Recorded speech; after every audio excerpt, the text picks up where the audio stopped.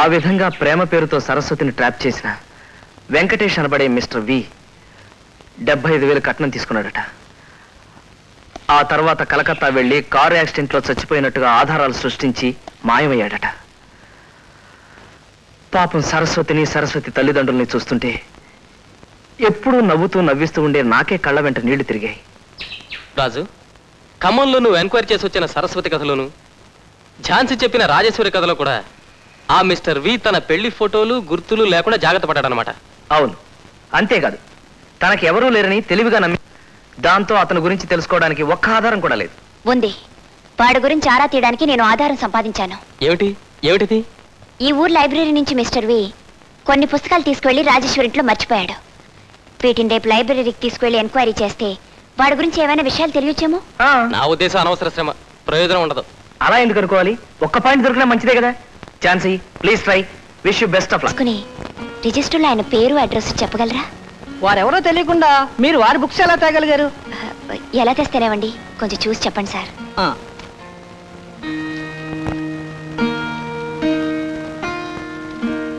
వారి పేరు వెంకటేశ్వరరావు. ఇంతకు ముందే వచ్చారు. ఈవేళతో మెంబర్షిప్ క్యాన్సిల్ చేయించుకున్నారు. బహుశా లోపల ఉండుంటారు. నిజంగానా? మనిషి ఎలా ఉంటాడు? మనిషి సన్నగా పొడుగ్గా ఇన్సర్ట్ చేసుకున్నారు. లోపల చూడమ్మా, చూడమ్మా. క్లోజింగ్ టైం అయింది, త్వరగా రండి. అలాగే.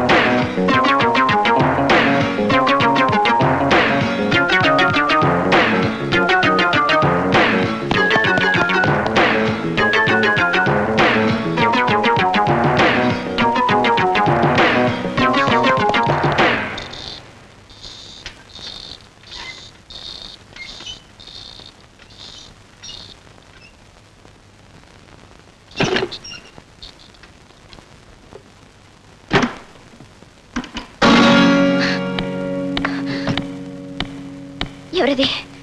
తలుపు తీయండి, తలుపు తీయండి,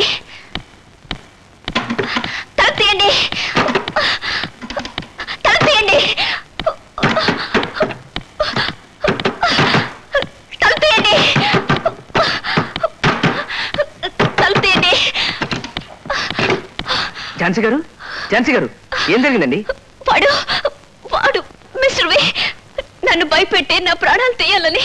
అసలు నేను కూడా మీతో పాటు రావాల్సింది. ఇందాకనే గుర్తొచ్చి హడావిడిగా వచ్చాను. మీ అరుపులు విని రాబోతుంటే చీకట్లో ఎవడో నాకు డాష్ ఇచ్చిపోయాడు. ఈ బాబు గారు సమయానికి వచ్చారు కనుక మీకు ప్రమాదం తప్పిందమ్మా. చాలా థ్యాంక్స్. No, it's okay. అవన్నీ తర్వాత మాట్లాడుకుందాం. ముందు పదండి. మొత్తానికి మీరు సినిమాల్లో హీరోయిన్ లాగా ఒక చిన్న సైజ్ అడ్వెంచర్ చేశారు. ఏమిటండి ఆలోచిస్తున్నారు? జరిగిన దాన్ని బట్టి నాకు విషయం అర్థమవుతుంది రాజు. మిస్టర్ వి తన గురించి కనుక్కునే మనల్ని రహస్యంగా కనిపెడుతున్నాడు. కరెక్టేనండి. వాడిని మీరు కనిపెడుతున్నారని వాడికి అనుమానం వచ్చి ఉండొచ్చు. అందుకే లైబ్రరీలో వాడు మీకేదో ప్రమాదం తలపెట్టుండొచ్చు. తీరా నేను వచ్చేసరికి వాడి ప్రయత్నం దెబ్బతిని పారిపోయాడు.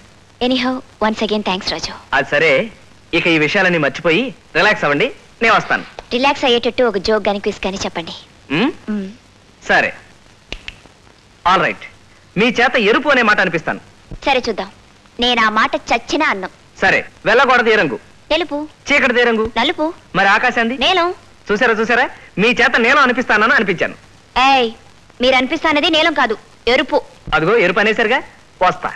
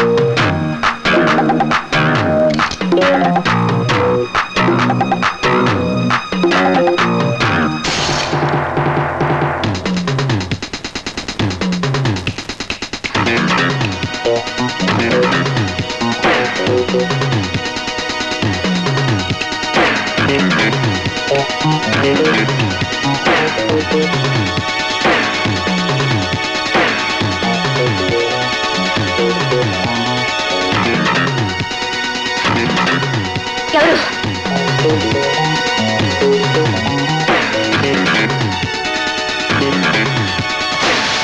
ఎవరు ఎవరది?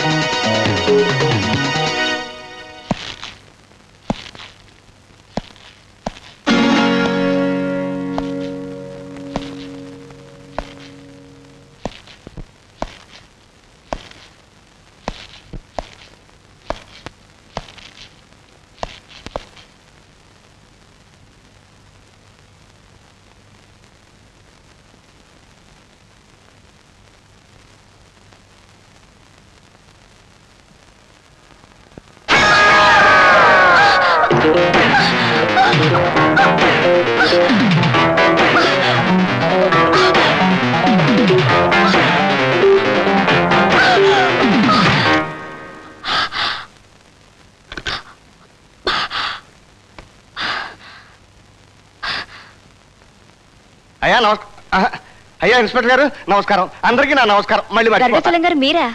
మీరు వెధవది గుర్తు రావట్లేదు. నేనేనండి ఝాన్సీని. ఝాన్సీ మా ఆఫీసులో పనిచేస్తున్నాను. అవునండి. అది సరే మీరిలా వచ్చారేమిటి? నేను ఎందుకు వచ్చాను మరేం లేదమ్మా. నేను 2 సార్లు వేరు వేరు ఊళ్ళలో వేరు వేరు పెళ్లిళ్ళలో చూసిన పెళ్లి కొడుకే ఇప్పుడు ఇంకో పెళ్లి చేసుకోబోతున్నాడు. అది నేరం కదా, వీరితో రిపోర్ట్ చేద్దామని వచ్చాను. మై గాడ్, అమ్మాయి వాడు తప్పకుండా మనకు కావాల్సిన వాడే అయి ఉండాలి. పెళ్ళి ఎక్కడ జరుగుతుందయ్యా?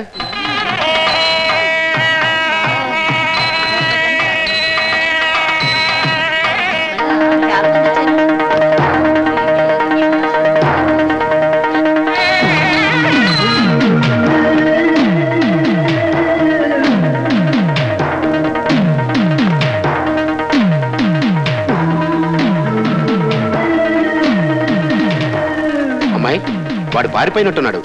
ఇన్స్పెక్టర్ సిమ్. Okay come on quick.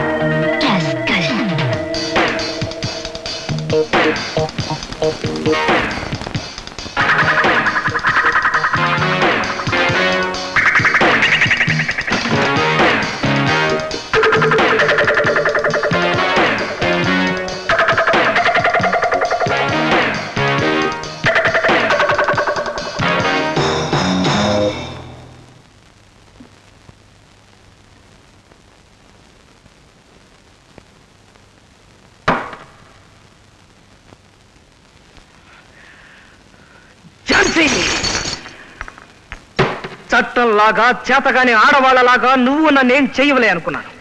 కానీ పరిశోధన పేరుతో నువ్వు చిందులు తొక్కడంతో నీ ఇంట్లోనూ లైబ్రరీలోనూ నిన్ను కాస్త భయపెట్టాను. అయినా నువ్వు నన్ను వెంటాడుతూనే ఉన్నావు. కానీ రాజుగా నీకు అందుబాటులో ఉంటూ మిస్టర్ విగా నీకు అందకుండా నిన్ను ఆడించడం నాకు థ్రిల్లింగ్ గానే ఉంది. ఈ పిల్లి ఎలుక చెలగాటంలో ఆఖరికి నిన్ను తప్పకుండా ఓడించి తీరుతాడు. అల్లుడు మేనల్లుడు కలిసి నన్ను వంట వాళ్ళు చేద్దాం అనుకుంటున్నారా? పోతులో ఉన్నావు, కసాయి చేయకూడదు. నేను చిన్న పిల్లోని, పిల్లలు తిందాం తప్ప పని చేయకూడదు. వెళ్ళి మీద పడి పడరా. పోలీస్ డిపార్ట్మెంట్ లో ఉద్యోగం అంటే ఏ సర్కిల్ అనుకుని లక్షణాల సంబంధాలని వదులుకుని వాడిని అల్లుడుగా చేసుకున్నాను. కానిస్టేబుల్ట. పైగా ఆ ఉద్యోగానికి తోడు పెద్ద లాట్ లాగా ఓ కాగితం కూడా తీసుకుని విడాకులు ఇస్తా అని బెదిరింపు. పోనీ అమ్మాయిని వదిలేసి పోరా అందాం అనుకుంటే ఇదేమో నూతులో దుక్కుతా గోతులో దుక్కుతా అంటే ఏడుపు. మాయా మైదా పిండి దొరికింది, ఏం చేయను? నా నెత్తిన పోయి అల్లుడు కాక ఈ మేనల్లుడు ఒకడు. వీడికి వయసు పెరిగింది కానీ మెదడు మాత్రం పెరగలేదు. నువ్వే పోయమన్నావు, నువ్వు నన్ను చెప్తాను. ఈ మేనల్లుడు ఒకడు నన్ను ఇలా హింసిస్తున్నాడు. ఆ అల్లుడేమో ఎక్కడున్నాడో ఎప్పుడు వస్తాడో నా ప్రాణానికి. చీ. చెల్లెమ్మ శ్రీలత ప్రేమ పేరుతో నిన్ను మోసం చేసి, పెళ్లి పేరుతో నిన్ను అన్యాయం చేసి, నిన్ను ఈ లోకం నుంచే దూరం చేసిన ఆ దుర్మాస్టర్ వి కోసం వెతుకుతున్నానమ్మా, వెతుకుతున్నాను. నీలాగే తన అక్క ఆత్మశాంతి కోసం అతని మీదే పగబట్టిందమ్మా ఝాన్సీ అనే అమ్మాయి. నేను అమ్మాయిని అనుసరిస్తున్నానమ్మా.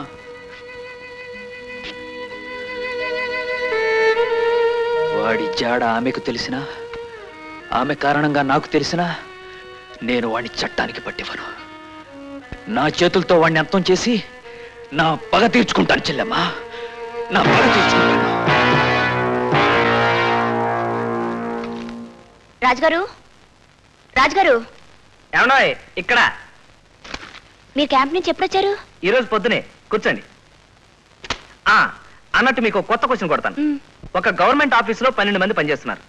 అందులో 6 క్రికెట్ మ్యాచ్కి వెళ్ళారు. మిగిలిన ఎంతమంది పనిచేస్తున్నారు? 6. ఊరుకోండి, గవర్నమెంట్ ఆఫీసులో పనిచేయడం ఏంటి? ఎవడన్నా వింటే నవ్వుతాడు. సరే గాని మీరు జోక్ చెప్పారు, బానే ఉంది. నేను న్యూస్ చెప్తాను. ఏమిటండి అది? మన మిస్టర్ వి మాకు దొరకబోయి కాస్త్రలో తప్పించుకున్నాడు. ఏమిటండి మీరు అనేది? అవునండి, మేతానార కళ్యాణ మండపంలో అతను పెళ్లి చేసుకుంటున్నట్టు తెలిసి నేను నీలకంఠం గారు పోలీసులతో అక్కడికి వెళ్ళాం. మేము వస్తున్నట్టు ఎలాగో తెలుసుకున్నట్టున్నాడు. అక్కడి నుంచి తప్పించుకున్న టాక్సీ డ్రైవర్ని కొట్టి ఆ టాక్సీలోనే పారిపోయాడు. పాపం ఇప్పుడు ఆ టాక్సీ డ్రైవర్ సీరియస్ కండిషన్ లో హాస్పిటల్లో ఉన్నాడు. మై గాడ్, వాడు మామూలు మోసగాడే అనుకున్నాను. ప్రాణాలు తీసే హంతకుడు కూడా అన్నమాట. ఆ సమయంలో నేను అక్కడ ఉండాల్సింది. వెంటాడి పట్టుకుని వాడు అంతు చూసుండేవాడిని. నీ కోరిక నా కోరిక తీరే రోజు ఎంతో దూరంలో లేదు రాజుగారు. ఖచ్చితంగా త్వరలోనే వాడి కథ ముగుస్తుంది. సరే నేను వెళ్ళొస్తానండి. ఓకే అండి. నమస్కారం ఝాన్సీరాణి గారు, ఏమిటి ఇక్కడ ఉన్నారు? మరేం లేదండి, ఈయన శ్రీరాజ్ గారని నాకు తెలిసిన ఆయన. కలవడానికి వచ్చాను. ఇప్పుడు బయలుదేరుతున్నాను అంతే. రాజుగారు, నా పేరు వేలు. ఏ వేలు? చిటికిన వేల, బొట్టన వేల? వేలకి వేలు. అమ్మో, అంత నేను ఇచ్చుకోలేను. వేలకి ఇంటి పేరు, వేలు మన పేరు. ఇక ఓహో. ఉద్యోగం చెప్పదులేండి, మీ డ్రెస్ చూస్తేనే తెలుస్తుంది. పోలీస్ బాబాయ్. మా ఇంటి వానర్ అల్లుడు గారు చాలా సరదైన మనిషి. ఇంటికైనా వేలుగారు? అవునండి, మీరు ఇంటికి అయితే రండి, కలిసి పెడదాం. దారిలో ఈ మధ్య నేను చేసిన సాహసం గురించి చెబుతాను, రండి. వస్తానండి. నిన్న అడ్వాన్స్ బుకింగ్ చేసుకోవడం మంచిదైందిరా. లేకపోతే చాలా కష్టపడి ఉండేవాళ్ళం. రేయ్, చూసావా హౌస్ఫుల్ బోర్డు పెట్టేశారు. త్వరగా పదనరా, టైటిల్స్ మిస్ చేయకూడదురా.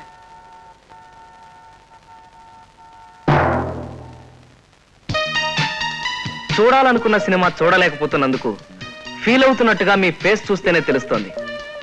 తీసుకోండి. ఏమిటిది? బ్లాకా? కాదు, వైటే. నా అన్నవాడు నాకున్నవాడు ఓ ఫ్రెండ్. అన్నమాట ప్రకారం సినిమాకి రాబోయి వాళ్ళన్నకు ఉన్నట్టుండి కన్నుకు దెబ్బ తగిలితే రాలేకున్నానని కబురంపాడు. కనుక నా దగ్గర ఉన్న ఎక్స్ట్రా టికెట్ తీసుకోండి. Thank you. డబ్బులు? కలిసి సినిమా చూడబోయేవాళ్ళం. కంగారే ఉంది, ఇద్దరుగానండి.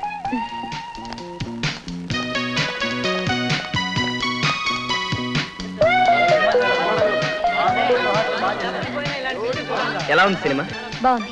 నాకు మరీ బాగుంది. మీరు పక్కన ఉండబట్టి. ఇదిగోండి డబ్బులు. వద్దులేండి, మీ పక్కన కూర్చున్న ప్రతి నిమిషానికి విలువ కడితే నేనే మీకు చాలా ఇవ్వాల్సి వస్తుంది. Just a minute.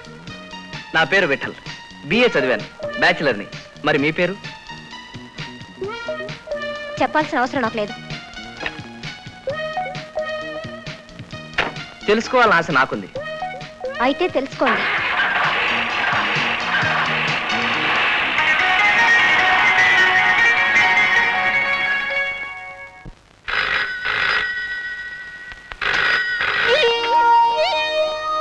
హలో.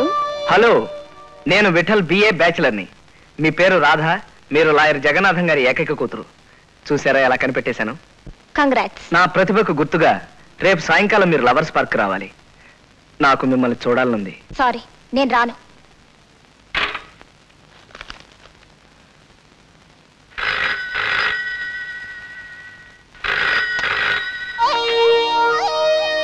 మీరు రావాలి, నేను చూడాలి. నేను రాను.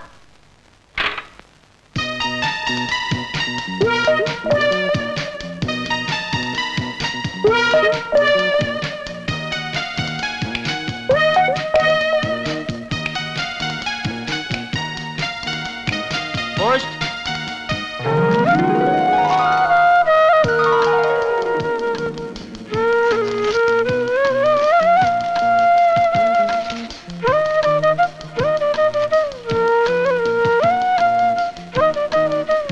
I love you. I love you. I love you. I love you. I love you. I love you. I love you.